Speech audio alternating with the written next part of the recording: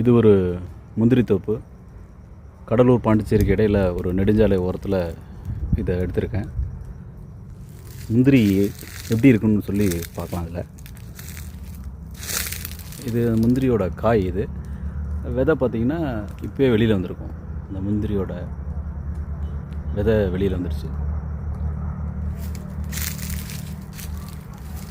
இது காய் நல்லா பழுத்து முந்திரியோட பழம் பார்த்திங்கன்னா இங்கே இருக்குது பாருங்கள். இந்த இடத்துல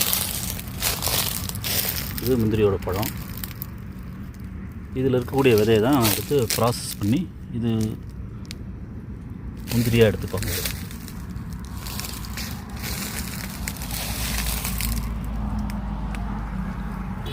நல்ல முதிர்ந்த காய் இங்கே இருக்குது பாருங்கள். முந்திரி மரங்கள் இந்த மாதிரி தரையோட தரையாக தான் இருக்கிற மாதிரி இருக்கும். பெரும்பாலும் மணப்பாங்கான பகுதிகளில் முந்திரி இருக்கும்.